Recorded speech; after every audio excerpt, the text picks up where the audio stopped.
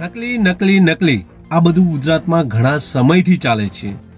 આપણે અનેક ન્યૂઝ પેપરો અને ન્યૂઝ ચેનલોમાં આ નકલી વિશે ઘણું બધું જાણી ચૂક્યા છીએ. ક્યારેક નકલી અધિકારીઓ ઝડપાય છે તો ક્યારેક નકલી કચેરીઓ ઝડપાય છે.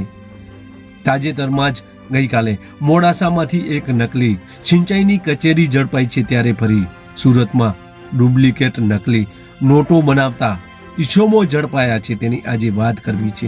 નમસ્કાર, ક્રાઇમ આવાજ ન્યૂઝમાં તમારું સ્વાગત છે. હું છું તમારો નાનજીભાઈ ઠાકોર. આમ તો સમગ્ર ગુજરાતમાં ક્યારેક નકલી પોલીસ કર્મચારીઓ ઝડપાય છે, ક્યારેક નકલી આરટીઓ ઝડપાય છે, ક્યારેક નકલી નેતાઓ ઝડપાય છે. આ બધું ઘણા સમયથી આપણે જોઈ રહ્યા છીએ. ક્યારેક તાજેતરની વાત કરવામાં આવે તો થોડા સમય અગાઉ દાહોદમાં 6 નકલી કચેરીઓ ઝડપાઈ હતી અને 18 કરોડથી મોટું આ કૌભાંડનો પર્દાફાશ થયો હતો. ત્યારે આ કૌભાંડ કરનાર જે ઈસમો છે તેમને જેલના હવાલે કર્યા હતા. ત્યારે મોડાસામાં પણ ગઈકાલે એક સિંચાઈની નકલી કચેરી ઝડપાઈ છે. ફરી આ ઝડપાયા બાદ આજે સુરતમાં ડુપ્લિકેટ નોટો બનાવતા હોય તેવા કેટલાક ઈસમો ઝડપાયા છે. આ ઈસમો જ્યાં ન્યૂઝ ચેનલની ઓફિસ છે તેની અંદર એક રૂમ છે, ત્યાં આ ડુપ્લિકેટ નોટો બનાવતા હતા અને એલસીબી દ્વારા ઘણા સમયથી તેમની વોચ કરવામાં આવી રહી હતી. વોચ દરમિયાન અલગ અલગ વેશ ધારણ કરી અને આ પોલીસ કર્મચારીઓ ત્યાં વોચમાં હતા. તે દરમિયાન તેમને પાકી બાતમી હોય અને પાકી બાતમીના આધારે આ સમગ્ર કૌભાંડનો પર્દાફાશ કર્યો છે. તો આ પોલીસ કર્મચારી, પોલીસ અધિકારી શું કહી રહ્યા છે તે પ્રથમ વિડીયો જોઈએ. પોલીસ કમિશનર શ્રી અનુપમસિંહ ગેહલોત સાહેબે તમામ પોલીસને સૂચના આપેલી છે કે ભાઈ દેશ વિરોધી જે પ્રવૃત્તિઓ કરતા હોય અને જે ડ્રગ્સની પ્રવૃત્તિઓ કરતા હોય એના ઉપર સખતમાં સખત કાર્યવાહી કરવાની એસઓજી બ્રાન્ચને, પીસીબીને તમામને સૂચનાઓ આપવામાં આવેલી. એ અંતર્ગત ગઈકાલે લિંબાયત વિસ્તારમાં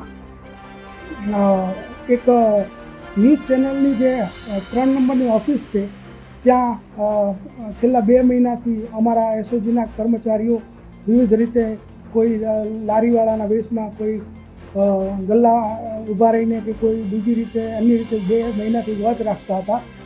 અને ગઈકાલે સાંજે લિંબાયત વિસ્તારમાં રેડ કરી અને 9,36,100 રૂપિયાની 500 અને 200ની ચલણી બોગસ ચલણી નોટો ઝડપી પાડવામાં આવેલી છે. આ જે ઓફિસ છે એના જે માલિક છે તે ફિરોજ શાહ કરીને છે, તેને તથા તેના મધ્યપ્રદેશના બીજા 2 સાગરીતો ત્રણેયને ઝડપી પાડવામાં આવેલ છે. આની સાથે નોટ જે બનાવવા માટે જે પ્રિન્ટર વપરાતું હતું, પ્રિન્ટર, એની નોટ બનાવવાના કાગળો, શાહી તથા કટર મશીન અને ન્યૂઝ ચેનલના 2 એના આઈ કાર્ડ તથા 4 જે માઇક હોય છે એ 4 ઝડપી પાડેલ છે.